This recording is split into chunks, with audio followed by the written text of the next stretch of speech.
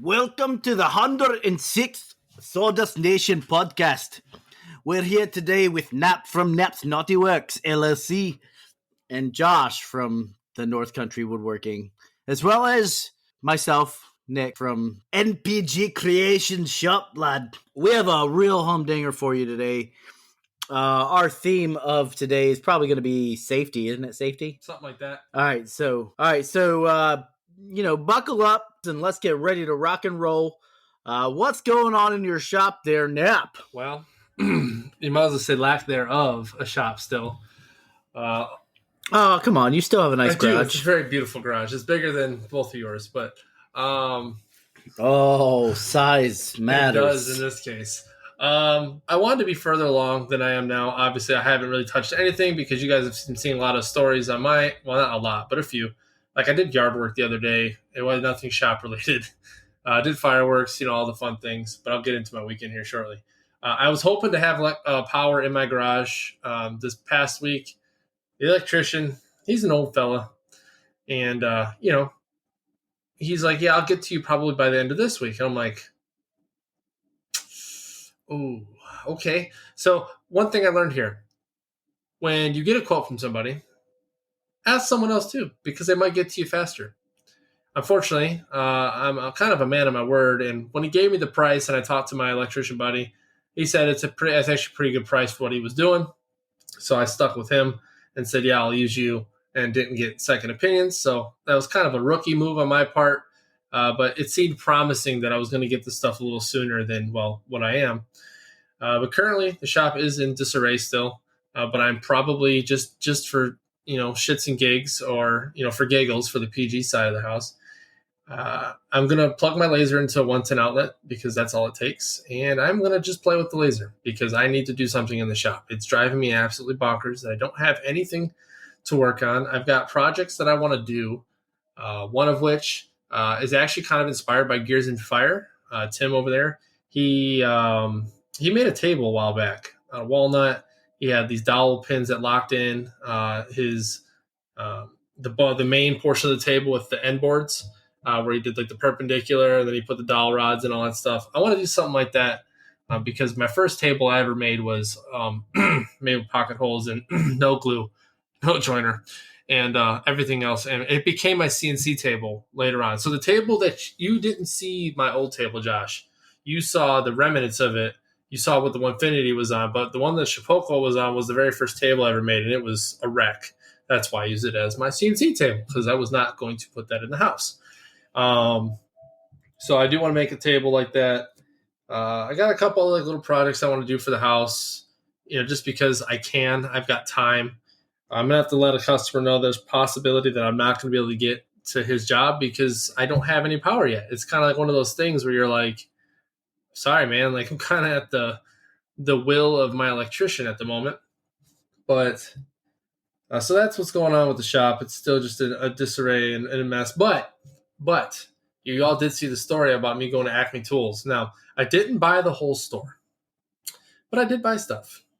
So a while back, I had bought a Bora stand, but it was one of those universal stands. It just had the corners with the legs, or corners with the wheels, and the 3 bolts that go into like a piece of plywood. So something like that I found would work really good with, let's say, a joiner, because the board wouldn't be very big, 3/4 plywood. It's still fairly malleable if you have something heavy enough on it. Well, I originally got it for my, bandsaw, the most expensive paperweight I have in my garage right now. And it didn't really roll very well, so I ended up returning the Bora Universal stand that I got. Well, this Acme Tools, now some of you probably ordered stuff from them online. Well, they're up here in North Dakota. One of their warehouses is here in Minot. The other one is in Bismarck. One's in Bismarck, and then one's down in Grand Forks, I believe, which I think is south, right? Is that north? I don't remember. Josh, Grand Forks? Grand Forks is south, right? South Dakota. So they have one down there as well. I think that's their main warehouse. But I got to go and peruse through there. And let me tell you, like kid in a candy shop. I mean, it's Minot's or North Dakotas are the Dakota's version of woodcraft, minus having any lumber. They just have a bunch of tools and things that you'd want to buy. So I ended up picking up 2 heavy-duty Bora stands. So these actually have like the steel or metal. We'll just call it metal because I don't know if it's steel or not. But the reinforced adjustable legs with the wheels. And it's more meant for the heavier duty equipment. So I'll be putting that together for the bandsaw. And I bought one for my joiner because I got to say, picking that damn thing up or dragging that damn thing on its stand across the shop is not the way to go. But it's because I've been cheap and I didn't want to buy it because it never moved. But now with the way the flow of my shop is going to be, it's always stayed in one spot, Josh. It has always stayed in one spot in my garage. What? You have not been cheap, sir. I've seen your spending habit over the last year, and you cannot sit there behind this mic, stare at me, and say how cheap you've been. So. Okay, no. I was cheap with the small stuff, I guess I should say. The stuff that makes things easier, like moving things. Because I've got brawn, and eventually brawn is going to fail. Yeah, I've got muscles. Okay, I go pump you up, no, but I just I realized that lifting things is not going to be in the cards as I get older. So I was like, I'm just going to go ahead and just get the wheels, put them on there, call it a day. But then I also bought this nifty gadget. It's by Craig. It's the pump Craig jig. So it's the one that instead of using that really wide, awkward, like clamp looking thing, it literally you just slide it into your board, you pump clamp it. And it's solid. So I'll be able to make my new outfeed table and my new table base for my CNC because a lot faster because I will pocket hole certain things. And I won't have to sit there and, finagle this big old clamp. I can just pump it at the end of the boards and make my holes. So that'll be cool. Is that all I bought for the shop? Yeah, that's all I bought for the shop for now. Really? Because there's stuff there that I'm really considering, like a mobile, wood miser thing. Oh, really? I might not actually get it, but I noticed that there is more than one type of bandsaw out there. Now, mind you, I know wood miser is just a big freaking bandsaw with some hydraulic stuff, this, that, and the other. But they have a horizontal bandsaw that's meant for milling lumber. And I was like, that thing would be so freaking cool to have, but I'd probably use it like twice and then be pissed about it. So I'm probably not going to get that, but they have some really cool stuff. And I know after perusing their aisles, if I ever need any kind of tools, bits, anything like that, they're going to have it more than maybe say typical like Home Depot. Now they have some stuff Home Depot offers, but Acme has more. I mean, like Metabo, they have that. They have Milwaukee. They've got Makita. They've got all these brands. Like any brand you could think of, they have. So I was like, that's pretty cool. And if they don't have it, they order it for you. And I'm sorry, I'm going on a rant here. I didn't know this, but they actually will order parts for you. So I was able to find the part that broke on my jet bandsaw, the one that's been plaguing me to use my bandsaw, and they ordered it for me. They will order the parts for me. Nice. And if they don't have the schematic, they find the schematic and they still order it. So there's that. That's pretty cool. Well, they find the part for you and then they order Yes. Yeah. So I literally went up to the guy and said, hey, I don't know really what this is called, but let me show you because they had the exact one that I had. I said, I need this piece. And he goes, oh, okay. Goes over to the computer. Oh, yeah, it's right here. It'd be $40. I'm like, okay, cool. Simple as that. Well, sir, do they do online orders? They do, or you can just show me what you want and I can get it ordered and sent to you. But okay, so that's enough of the shop. So talk a little life now because life's been crazy. I actually have responsibilities now. Talked a little bit about this in the live for a second there, but I have inherited what the military would call, and I'm going to say this, a clusterfuck for my patrons. And pause. A cluster for the PG version there. And I'm coming home extremely exhausted mentally because I'm trying to figure out why the common sense isn't so common with some of the people I work with. So it's really hurting me. But I do have a good solid set of leadership though. So they actually back me in pretty much all the decisions I make. They just say, hey, just kind of run it by me and make sure like you're not making a dumb move. And I'm like, okay, word, and that's what it's been. I have money I get to spend on stuff to make things better. I just got told I had a big chunk of money that I need to spend before the 29th of July, and you better believe I've got ideas. So that's work. I wake up every morning at 4, go to the gym, and then get home by 5:30 in the evening. So those are my typical days. And I come home and mess with my minion until he goes to bed, and the wife and I hang out. It's been that. Weekend was cool. 4th of July was 4th of July. We lit a bunch of fireworks because why not? Got a really cool grill. Who knew that there was a thing called a gravity-fed charcoal grill? Interesting concept. You literally fill a hopper. It's got a fan that pulls the heat in and all this stuff. No charcoal in the actual bed of the grill, but you get all the smoky goodness and the flavor from all of it. It's pretty awesome. Fancy. Yeah, very fancy. And that's kind of like really what's all been going on. I mean, it sucked because I haven't had anything like really to do. I am losing my mind slightly. Like I'm trying to find things to do in the evening on my off time. Like I've been playing video games. That's gotten boring. Currently watching Stranger Things. Won't give any spoilers. Ooh, finish that. Good one. That's awesome. Yep. Yeah, I got 3 more episodes left, and I know the last episode was like 2 hours long. So. Oh, the last 3 are the best. Josh, tell them the ending. Don't you dare. They're all going to be standing in the field, looking off in the distance. That's typically how all those seasons end. You're welcome. Yeah, right. Thank you for the spoiler alert there. But yeah, that's all I got really going on, guys. We can talk safety here in a little while. I do want to hit on your shop a little bit before we move on to one of us. So you said you're bored out of your mind. When you get the shop up and running, you start getting these orders pumped out. How's your day going to go? Because right now you're working like a 12-hour day. You're saying you're waking up at like 4, 5 o'clock, coming home at 5. Is that going to change at all? Or?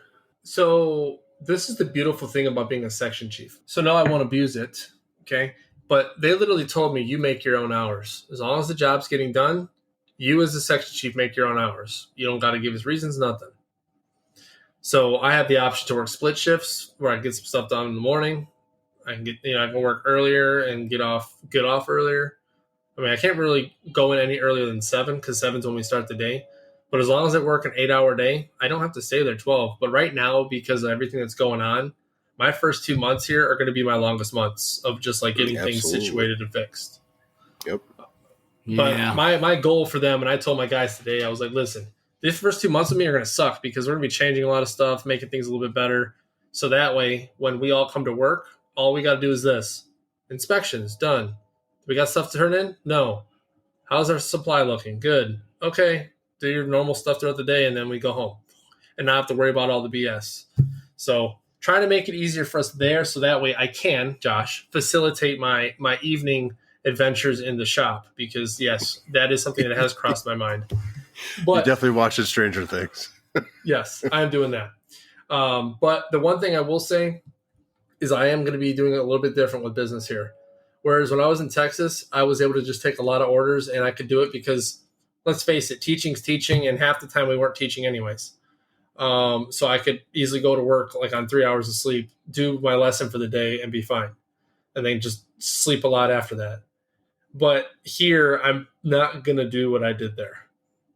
I can't. There is no physical way for me to do that because, unfortunately, with rank comes great responsibility, and unfortunately, that is taken care of. Not unfortunately, fortunately, that's taking care of 7 other folks that are in my section, and whether that be staying late to do something like comp reviews, or writing order packages, or writing their EPRs which is enlisted performance reports, or the equivalent of a civilian appraisal. Yeah, I'm gonna have to do that. So I can't have like 5 or 6 jobs due at the end of the week that haven't even started. So I'm probably going to go a shadow box or 2 at a time, maybe some award plaques here or there. Like, I can't do a lot here. It's just not feasible. Well, I mean, that makes sense. The shop is paid off, so whatever I make is money in the bank. So I'm good with that. For now. I'm waiting for that next. You get more room now. So yeah, I do, but I can't. I literally I can't. Nick can't get me here. So that's the beautiful thing. I can hide from Nick here. Like no. He can 'Cause call me and send I'm me typing a message, in your area code. and I will most definitely screen that crap because he's gonna send me something on Marketplace like, Nap, look at this. It's right in your area. I'm like, no, Nick, I'm deleting it. Nope. But no, there could be new stuff, but it's just not right now. In the first year, you probably won't catch me buying any new equipment. I have to kind of do with what I got until I get a groove going here because I don't have that. Should we place bets on this? Any new equipment and naps in the first year, starting with say now? You know what? Actually, aside from a dust collector, no, I'm not buying a new dust collector. I've got a workaround for that. Okay, it's gonna suck a little okay, more. Actually, you know what? Give me 2 purchases. 2 in the year. We'll go 2. And actually, the dust collector might happen, but it's only if this filter situation doesn't work out. And the one thing I don't have in my shop that could be very useful to me is a drill press. And that's something I don't have. Yeah, that's right. You don't. Yeah, those are nice. Those would be the only 2 things maybe in this first year. But that's a very, very high maybe because I've been operating on the machines I've had this entire time. Matt's over here bragging. He's like, I have 2. You know what, Matt? You can go ahead and send one of those right to me, bud. Yes. But all right. Yeah, but that's to answer your question, Josh, in a very long fashion. That's how I'm going to operate once I do start taking orders. Okay. We'll you heard see. it here, ladies and gentlemen. 2 purchases for the shop the next year. Yep. We'll revisit this 4th of July next year. Actually, I did forget to mention something. I did hook up with the fighter or I can't say fighter squadron, the bombing squadron here, and the pilot taught me to make mugs for them. So I did get that. I was about to say that'd be go ahead and hit them up, and then go ahead and hit up Ellsworth too with that because they're you do good. Yeah. Luckily for me, I've got the guy that lives across the street that's a weapons officer, and then a prior weapons troop is now a weapons officer in the B-52. So that's pretty cool. So I'll be able to I'll make a freebie for one of them and say, hey, promote this crap in your heritage room. There you go. I'll send you a video. Matt's going to send you a video of him using his. Don't send me press. videos of the sweet, sweet drill presses you have, you sick mother. That's me. Don't do that. You're going to be tool envy. How dare you? But Josh, bro, I know you got a lot going on. You hit me up about that big old looking paddle thing. That was pretty cool looking.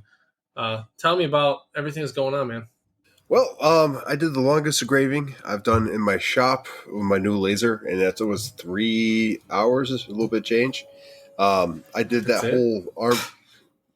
I know. I've done. No, I think that is actually the longest engraving consistently going at one time. But yeah, I did that backbone of the Army plaque that's going to New Mexico, getting it ready to ship out here. I don't know. I shouldn't be nervous about a plaque getting shipped, but I have this bad feeling about shipping it down there. So I'm trying to take all the precautions I can to make sure it gets down there one piece. I have a shadow box that needs to be completed and shipped before the end of the month. And then I got messaged, I think today or last night. I think it was last night at like 10, 11 o'clock. Someone messaged me about shipping a shadow box to Mississippi. And yeah, I don't know.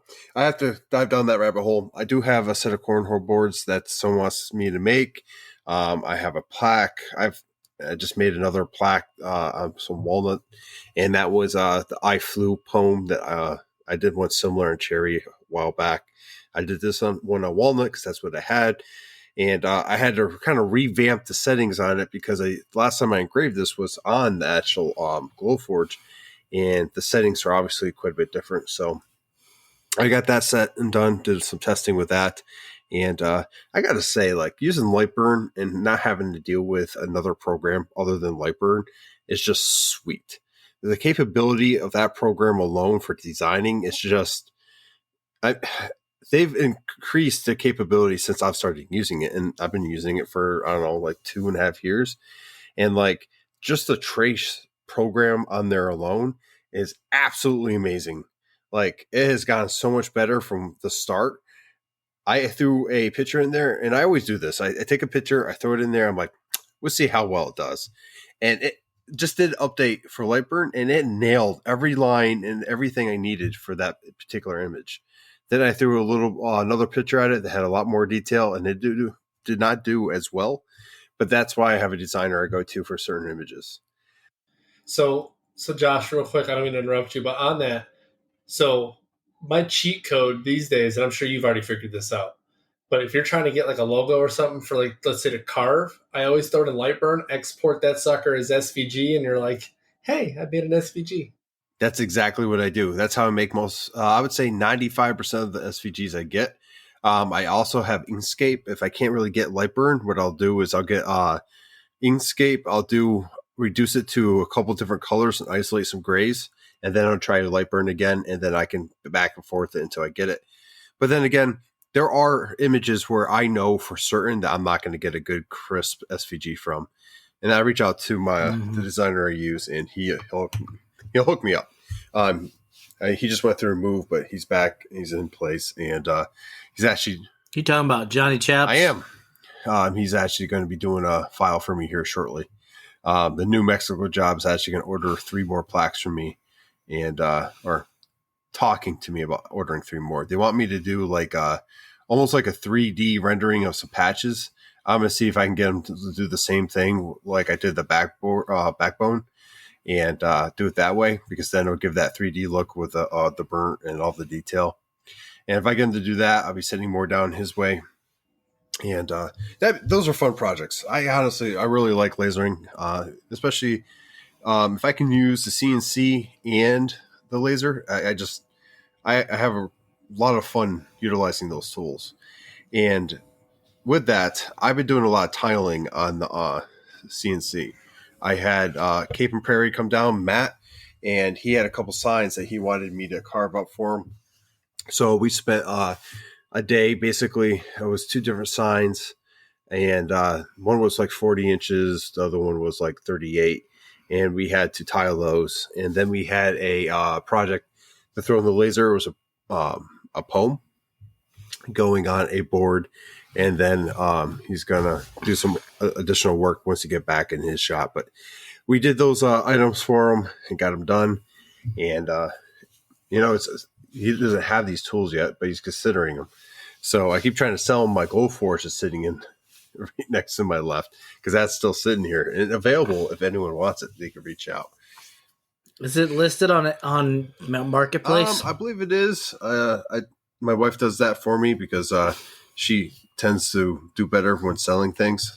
She has more friends on Market. So we throw that out there. I also have the diode laser sitting here. Yeah, I got those available. I want to go back to CNC and tiling. I remember the first time I tiled, and it was a glow chart for my kids here, and I was sweating bullets the entire time. I got through it, and then now it seems like I'm doing it like every other car for whatever reason. Maybe because I'm outgrowing the CNC I have size-wise.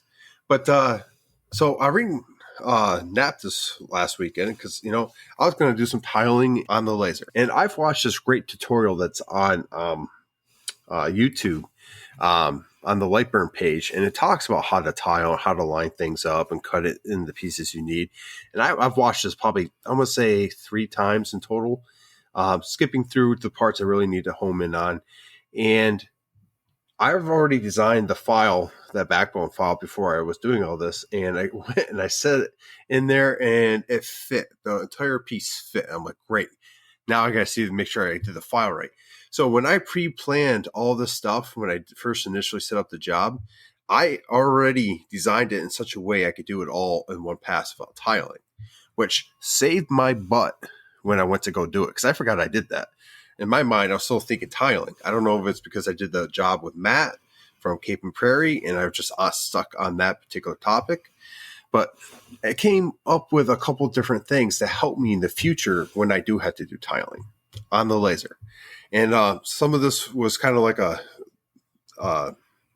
Nap and I kind of coming up with it, and then light bulbs going off. But he's like, hey, use magnets so you can line stuff out on your wasteboard. And I'm like, that's brilliant. So I took a magnet, dropped it there. Not to say he's a liar, but I wanted to make sure, mine was going to actually be magnetic. it is. So what I'm going to basically do is I'm going to make little squares with powerful earth magnets in them, and they're going to allow me to, outline a project that I might be doing multiple of. So I could just drop them in there and not have to line them up each time perfectly, right? And I think I'm also going to do something that some people do for their CNC as well, and do like an L bracket, get that nice and straight in the laser, and have that in there. That way I can line stuff up there as well. So I'm going to create some of these guides, if you will, for the laser, because as I'm finding out, you can align things straight in there. You can. It just takes a little bit more time. But if I have these guys straight up leveled already, then I can kind of go in, as long as I don't move the crumb tray. If the crumb tray moves, then I have to check everything.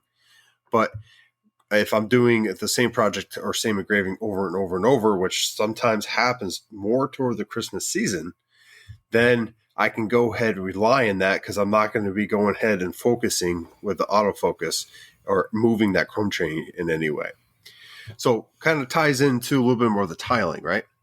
So I'm thinking of a way where, like on the CNC, I usually have two guides if I have a straight piece of wood, where I just slide it basically up and down to the marks preset for the tile. Now I'm thinking about doing the same thing, or a system where I could do that for the laser.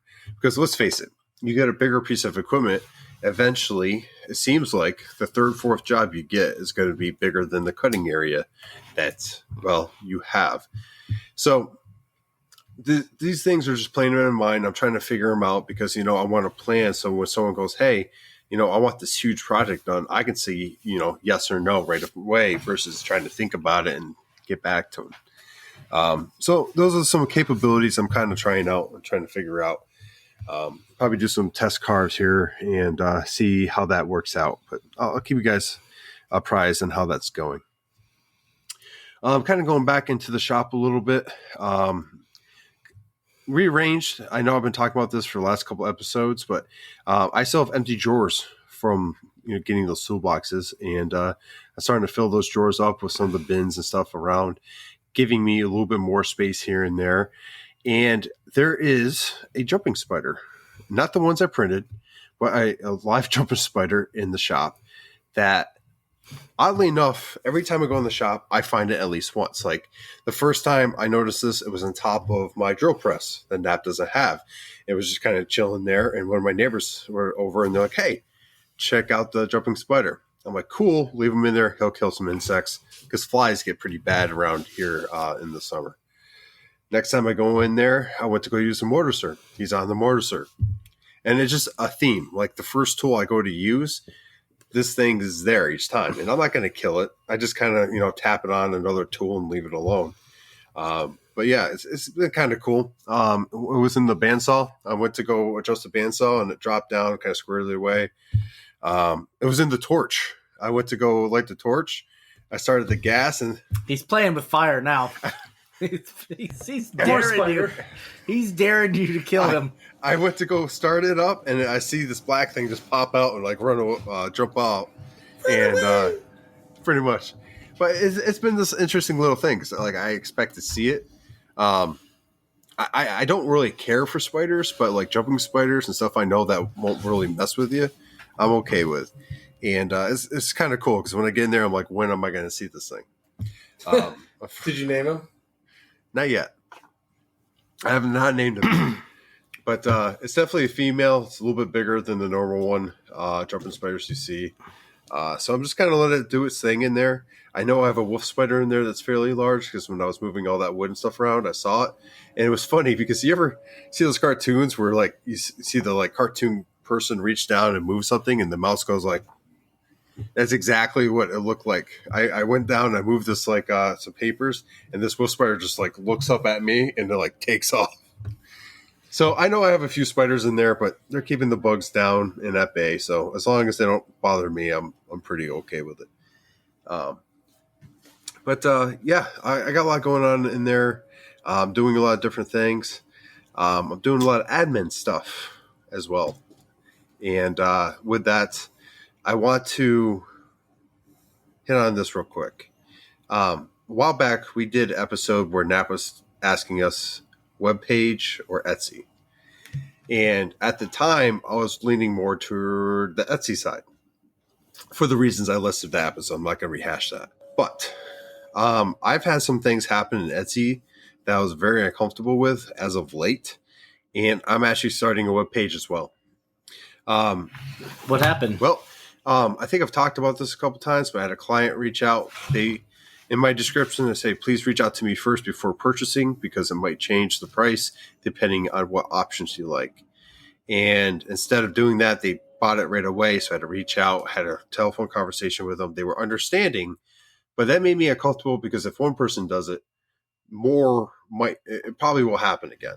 And then there's been a few times where I get messages through Etsy and I'm not getting notified. That bugs me because when I get messaged, I want to make sure I can reach my clients as soon as they message me or within a time frame. With that happening, there's one other thing. I had a client pretty much tell me they wanted to see a web page and I couldn't offer them. I show them Etsy and Instagram and I can just read the disappointment on their face. Not that they weren't going to buy anything from me, but it's almost like they were expecting me to have something like a web page for them to look. So I've been working on my web page. It's building right now. I bought myself a domain. I already have that set up. It's going to be... What's it called? North Country Woodworking. At what? At Gmail or no .com or it's good. Only Sawdust, fans.com. That's the other website I'm working on. But no, the website is going to be www.northcountryww.com. And you can go to it, and it says the website's going up and being built as we speak. There's going to be a couple of people I'm going to ask and give them the password to kind of just take a look at and kind of peruse and see how, smooth everything loads and stuff like that to ensure that that's a thing. And once I'm ready, I'm going to release it, and that's going to be hopefully a primary means of me doing it. So the good thing about this and I like about it is it's all my decision. So how I present stuff, how everything is labeled. I have a page on there for my projects, collections, a collection being essentially like plaques or challenge coin holders, and they can take a look at all those pictures and prices. And then I have a page dedicated to the podcast too, explaining, what the podcast is, the Patreon side of things. So, it's going to be me. It's going to be my design. It's going to be everything I like, clean looking, black and white, my colors. And, we're going to represent some Sawdust Nation on there too. So, I'm pretty excited about it. It's recent. I started this weekend, so I'm kind of trying to set up everything. I imported everything from Etsy, and I have a lot more to add to it. But right now I got 16 things on there, and I'll probably have more. It doesn't matter how many products I have. I paid for 5 years for the domain or more, and then I paid for 2 years, 3 years for the actual site. So I'll be set up for a while. So I can. What's your password? I'm trying to log into your website right now. It's big bucks, no whammies, no spaces. Okay. It won't let me in. But yeah, security is it's a good thing. But long story short, Nap had a point, and I don't think I really recognized that when we were talking about it. So I did want to give him the credit there. So I think having Etsy and a web page is definitely viable. And, at this point in time, I think that's the way I'm going to go. So thank you, Nap, for your insights and, helping me this weekend with some of those issues. I needed a sounding board, and he was there, even though he was playing video games during it. I was playing Rocket League. It's a soccer game with cars. Yeah, that's how bad. That's what this has come to, folks. Soccer with cars. By the way, one of the hardest video games I've ever played. But with that pretty much wraps up what I have going on. I have other stuff, but we'll get to that next week. And I'm gonna throw it over to Nick and see what he has going on in his shop. Oh, all right, thanks. Yeah, Nick. All right, guys, we'll see you later. So I'm working on a lot of plaques and some shadow boxes like normal. Um, I am up to my neck in woodwork, so I am gainfully employed. I finished out a lot of orders that were, um, how you say, when you get around to it orders, which are always nice to get done and get off your plate, you know? But other than that, yesterday was the 4th of July, and the wood shop took a hiatus for an evening so we could detonate some ordnance in the streets, and it was amazing. We had a blast, no pun intended. But everybody up and down the street had some, they had the kid fireworks going on, and my kids went outside and had a good time. And then when it started getting darker, we started blowing off the heavier loads. If you know what I'm saying? Talking about the artillery rounds, and it got to a point where it was like a darn grand finale up there, and I had a good time. My neighbor across the street from me is crazy, and she absolutely hates everybody. Here's the thing. I gotta say though, if nobody likes you in the neighborhood, right? Maybe you're the reason. I'm just saying. Take a step back. If you hate everybody and everybody hates you, nobody says hello, nobody waves, people go out of their way to go around you and not talk to you, maybe that's your fault. But she came out like I was doing the kid fireworks, the little fountains and stuff like that, so the little kids could see that the tanks that you hit the fuse on them, and then they roll forward like 6 inches and then spray like a fountain. She was like out on her porch watching, like she got her chair out and sat out there to make sure that I wasn't on her property. It was absolutely nuts. So she, like, the neighbors next to her came out, like right next door to her, and they've got a lot more kids than I do. They've got a ton of kids, and she was pinging. So she started a fight. What? It almost came to throwing hands. She was getting all thug life out there. I'm telling you. Oh. Yeah, her daughter or her son and one of her family members had to like pull her back and be like, "Look, like, it's okay. It's the 4th of July. Everybody's doing it in the neighborhood. It's not like they're here to just they're not here to just irritate Secretly, you. though. Okay, that's not their purpose." Yeah, they are. Yeah, but secretly though. So in the middle of the verbal altercation that was going on, I had a roll of 5,000 firecrackers. So I was like, this is gonna do one or two things. All right, it's gonna be one. It's gonna frustrate the living daylights out of everybody because they won't be able to hear each other yell because they're yelling at each other right now. Or two, it's gonna create mass confusion and it's gonna escalate. I was like, I'm willing to take that bet. So I rolled. You know how you roll it out? It came in a big cake. Like a big old cake. Rolled it out and I lit that son of a gun, and I just started walking away. It trashed the street, dude. It totally trashed the street. There was firecrackers everywhere. We swept them up, but it totally trashed the street. But meanwhile, nobody could hear anybody. They were all deaf. So anyway, but I digress. Back into woodworking. I finished some Qatari flag plaques that I had made for an individual. It was a last minute order. On those real quick, Nick. How did you make those, dude? Because they were really crisp. Did you put pieces together? Did you tape lines? What'd you do for that? Oh, that was a funny one, eh? So I initially started to hand paint the stain on them, but it didn't work out so well. So what I did was I jacked up. So what I should have done was I should have taped the area that was going to be white on the Qatari flag, and then set the flag in the laser and laser it off the zigzags that are on the flag. and then peeled it and then stained the rest. But I did it I did it the backwards way. Like hindsight's 2020 though, right?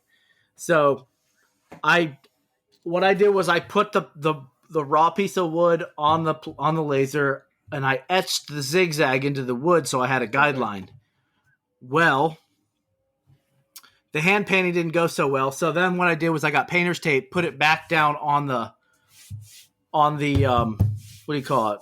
On the laser bed, and I just cut the painter's tape in the zigzag, and then I just pasted it onto flag, and then I stained over top of that. Well, it looked good. It looked pretty sharp, man. It worked. Thanks. Yeah, and then I clear coated them with Halcyon, two coats of Halcyon. I think they turned out pretty good, but I haven't heard from the customer. I don't think they're there yet. I think I sent them off like on the 2nd, or the 1st maybe. It's going to take a minute for them to get there. But I did get these new bags, these polystyrene bags from Uline, and it's great for putting flags and stuff in that you make small flag items. Yeah. They're just like little bags. It helps protect them from taking hits. And then you can obviously wrap them in bubble wrap and stuff as well. But I did that to each of the flags, and then wrapped everything in bubble wrap, stuffed it in a box, and shipped it. Other than that, though, that's it, guys. I mean, I've got a lot of work to do still, so I'm still plugging away, but things are looking good. I'm back to work. I don't want to be back to work. We see you're a the queen. Grizzly Adams went away, yeah. No, So I was talking to Josh before we got on when you went to leave to do whatever you did for a second there. We've noticed I had to take a poop. Yeah. Go ahead. The collection of things in your office has increased a lot. Like you have a little table back behind you now with a bunch of stuff on it that wasn't in there before.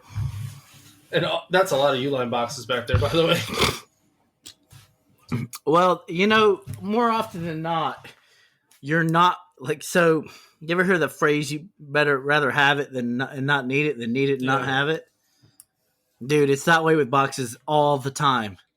You're like, I don't know if you guys do this or not, but if there's a project that's different than the normal stuff that you make, you immediately start thinking, what can I put this in? And then like during the whole build, you're like, where can I find a box that'll fit this? I don't want to order just one box, one of one kind of box from Uline, because that'll cost you an arm and a leg. So I start looking in dumpsters and wherever else I can find boxes. You know what's good? Boxes, they're expensive, but if you go grab a TV box from like Lowe's or Home Depot, you can utilize those. In fact, my last project that I shipped to Texas, I utilized one of those. I didn't use the whole shape. I used a half of it, broke it down, and was able to create a decent, okay-looking box, and it looked like a kindergartner threw it together. But I am actually in the middle of trying to ship that big plaque now, and I really want to start getting away from making my own box. Yeah, that sucks. Like, absolutely sucks. Because if you don't, because like, let's say, God forbid, something happens. Okay, because I had I had my very first shipping nightmare before Nick did with his trunk. Sorry, no salt, Band-Aids, wounds. Sorry. But I shipped a really large charcuterie board, and I had a handle on it, and I made my own box. But I had, like, bubble wrapped the crap out of it, and it still got broken. So I think having a pre-made box, it's going to have a little more structural integrity than a box that we create. Yeah. I got two things to say about that. For one, if you go to uline.com, which we have no affiliation with, but you can type in the exact dimensions of whatever box you want, and most likely they're going to have it. But the only downside is you're probably going to have to order a few of them. Two, if you own an OMTech Laser, there are files that you can take pre-existing cardboard, and you can have it perforate the cardboard and cut out the cardboard in the dimensions you need to make your box. Tim Brady from XYZ Mill does that. He also owns Bradys Distillery, so they sell a lot of stuff. So I know he buys, or he just finds sheets of blank cardboard and makes boxes for their like small glasses and stuff like that. So Actually, since you're talking about glasses there, Nick, real quick, because I talked to you guys about this, but for those that are watching, if you have an OMTech Laser, or any laser for that matter, and you like to do glass etchings and things, or if you will learn how to do it, I mean, I'm more than happy to help you. But if you go to, say, it's Katom or Katom.com, no affiliation, it's just a... How you spell that? It's Katom, and it's a restaurant, what you call it? Oh, I just lost Supplier? the word. Wholesaler. There you go. And you can, like, for example, I get my beer mugs from there, and the beer mugs I get are, I want to say, like $7 cheaper than Amazon. They're like $8.60 a mug or something like that. So I mean, like, that's what I do for my beer mugs. So I mean, I would definitely do that. Here, I'll find it real quick, Nick. I just typed in Katom and it's not hang on. coming up. Yeah, okay. It's capital K, lowercase a, and then capital TOM, Restaurant Supply Inc. TOM? Yes. Oh, Katom. I couldn't remember because I haven't ordered from them in a while, but they're really good wholesalers for glass items if you like to do that sort of thing, which seems to be something I'm going to be getting into a lot of because there's a lot of people around here. They drink the bourbons and,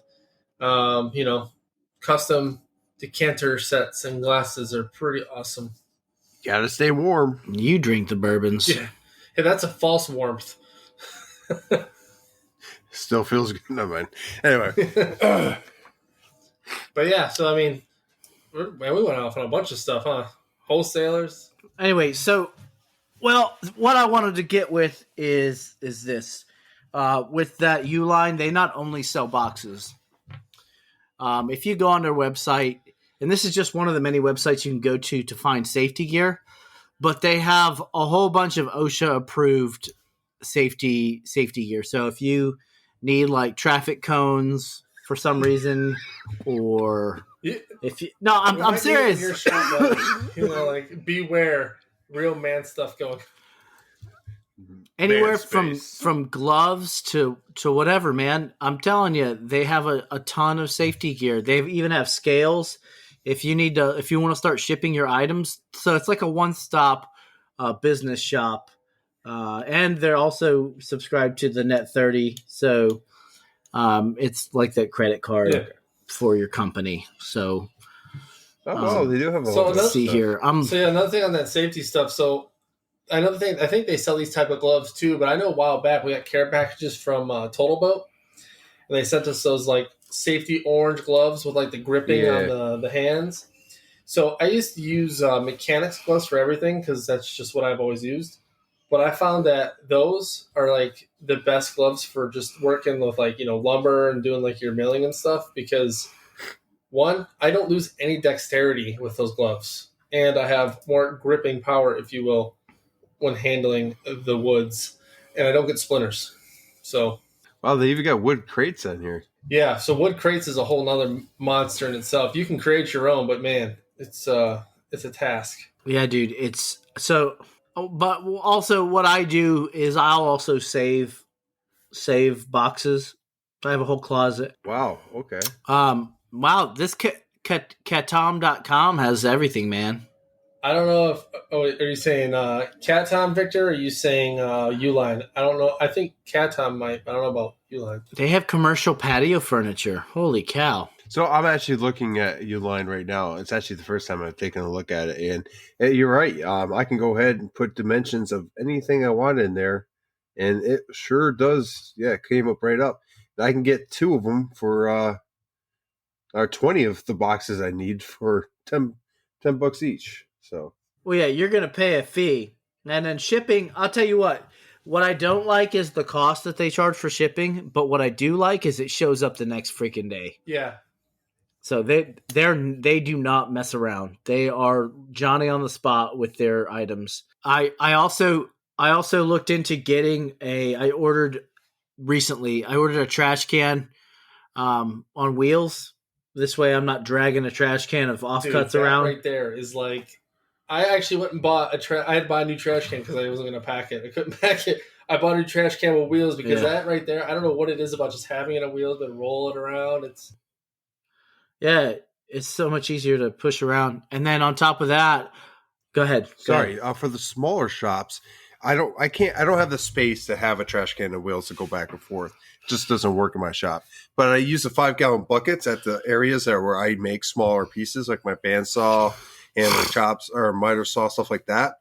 Instead of just leaving the pieces there, I'll just throw them in there. And when I'm done with the day, I throw them in my big yellow bucket that I use for offcuts, and I burn.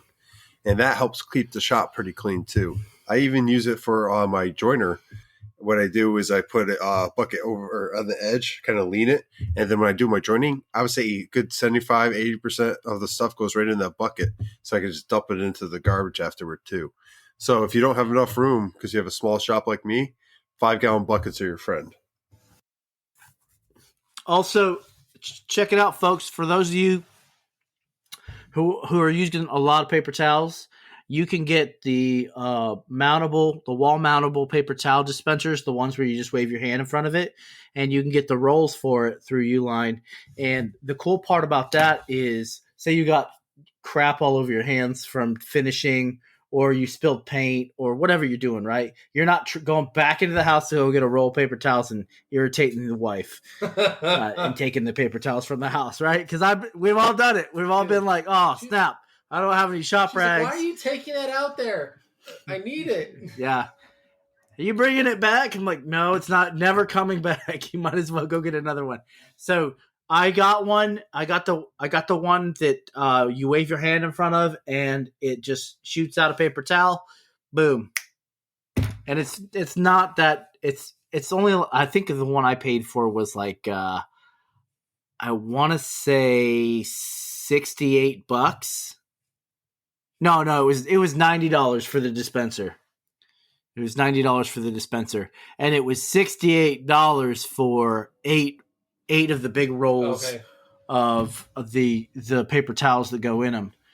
But that's a case, so I mean, you're paying what, $15 to $30 for a case of paper towels now that goes like that. They're the brawny ones or whatever. So I guess you got to do the math on what are the values out there. One thing I will say, just bring it back to the trash thing. So I know we talked touching on safety, going in and out of the safety talks. We had a lot of safety talk on the first part of the live that we did. But keeping a clean shop is definitely keeping a safe shop as far as stuff on the ground. Because I'm going to tell you what, these guys have seen my shop. Nick has definitely seen my shop. With looking like a tornado went off. Offcuts everywhere. I'm stepping on crap, tripping on stuff, and I'm like, man, just use this damn trash can. Or the burn pit. Like, I don't always clean up after myself, so having a rolly trash can, I'll tell you what, that cut down on that a lot. I will say, I agree. I mean, like, my walkway, it's very narrow. So, like, if I have even my fez tool, a dust extractor, or anything rolled out from underneath, it can be dangerous. Now, I've learned how to operate and walk in my shop a certain way because I've tripped enough. But like, my son was in the shop, and like, it's been clean since for the most part since I've redone it. But like, my Festool shop vac was out, and he tripped over the hose, and safety thing. Like, I had to teach him how to walk in the shop, look where you're going. And then immediately I picked it up because I realized, like, it's a tripping hazard. But yeah, you're absolutely right. A clean shop is not only going to help with flow, project management, but it's going to help with safety. Yeah. So, but on that, hey boys, yes, let's say we start wrapping it up with the old sponsors there, Nick. Yeah, that's right. So let's wrap it up with the sponsors there, Nick. All right, Nick, we want to thank PWN. Before you get into sponsors, let's wrap it up with our sponsors. Yeah, I think we should wrap it up with our sponsors. Nap, what do you think? All right. You might need to wrap it up with the sponsors. Yeah, I think you should wrap it up with the sponsors. Hey, okay. Nick, I think you should go wrap it up with sponsors. Okay, sorry. Let's do it.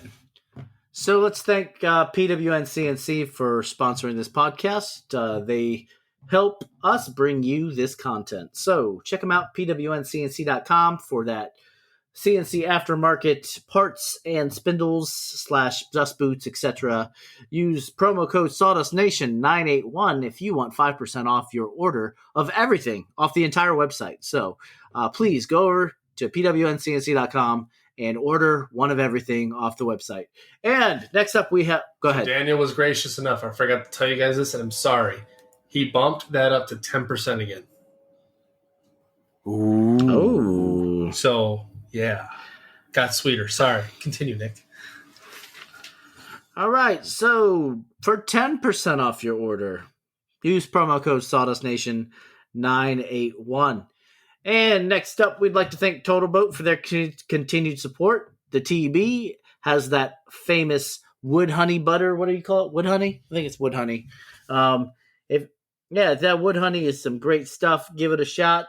Check out Totalboat.com for 10% off your order on Totalboat's website. Go ahead and slide into our DMs. Once again, we would love to thank our affiliates, Makerstock.com. They are doing a great job of providing that acrylic and all of those veneers. So check them out, Makerstock.com. For 10% off your initial order, you can use promo code SAWDUST10. And last but not least, thanks to OMTech for their support as our affiliate. So, Nap. Yeah, so check it out. If you're listening to us on the Apple Podcast, which is one of our top places where people actually listen to us at, and also Spotify coming in that second, and then all other podcast catchers, go ahead and give us 5 stars. And if you don't give us 5 stars, tell us why. Because if you don't tell us the feedback and the things you want to hear, we can't give you the content that you deserve. But if you also do give us the 5 stars, still leave us some feedback. Because, we'll keep doing what we're doing if you like what we're doing already. And on that, if you want to get a hold of us, Josh. Well, if you want to get a hold of us, you can do it on Instagram by reaching us at Sawdust Nation Podcast. In there, you can reach any of us, and you never know who you're going to get. But if you want to reach us individually, you can go ahead and get a hold of Nap at Nap's Nutty Works LLC, Nick at MPG Creations, and myself, Josh from North Country Woodworking. But it doesn't end there. You can also reach out on our email, and that is sawdustnationpodcast@gmail.com. And you can send us voice clips for the podcast, pictures of your latest project, or just start up a conversation. But the best way to interact with this podcast is becoming a Patreon in our 3rd tier, because you get to watch the podcast live as we record and actually give us topic ideas, questions, respond to what we're saying. And it really adds to the experience of the podcast itself. So with that, let's do our closing remarks, starting off with Nat. So it wouldn't be closing remarks, without talking about how we help other makers and, get them on the right track. I got to mention AJ, after all the push and the shove, that laser, it's beautiful, folks. He's got stories, and he could never be happier. True that. And, I don't know, some birdies here at the Sawdust Nation Podcast, all 3 of us, have said, set that thing up, and by golly jeepers, he set it up, and it's working great. He's been reaching out, getting a lot of help from us, and he's just one person out of many that reach out to get help from us on the podcast. But all that to say, we are a community here, folks, and we haven't said this in a while, but it is community over competition. We fully support that, and we support all makers out there, whether it be an experienced maker, a brand new maker just getting started. That's what we're here for. There's many makers that have been made and have made their way just by asking questions and getting themselves started by talking to us. So, but yeah, that's what I got. Nick. All right, folks, take care of yourselves and each other like always. And remember, orphans don't like to play baseball because they can never find home. Josh. That was dark. I don't know if I should laugh or cry. Thank you for listening to the 106th episode of Sawdust Nation Podcast. We enjoy doing these episodes every week, especially at the beginning of the month, Tuesday at 8 o'clock Eastern Standard Time, lives, and giving away free stuff. If you didn't catch that, it is live on YouTube. Real quick, I did want to hit on one thing. If you're not following us on Instagram, go ahead, hit us up. Give us a follow, including the podcast. We mentioned a couple of times, so we're not going to go any further with that. But make sure you turn us on in your car, the workshop, when you're doing your yard work, wherever you can listen to our podcast, turn it on. It's just going to make you laugh. You get to talk shop or listen to us talk shop and see what's going on in our shops. A lot of shop talk.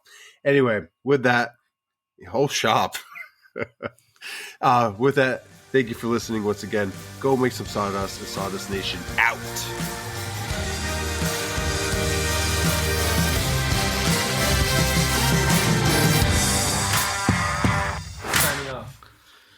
Can't keep changing it. That's right. Yeah. I kind of miss the old thing. You know when a joke becomes a dad joke? Most people think it's when it becomes a parent, but it's actually when it leaves and never comes back. That's good. Oh, these are got some new material tonight. Yeah, you went dark.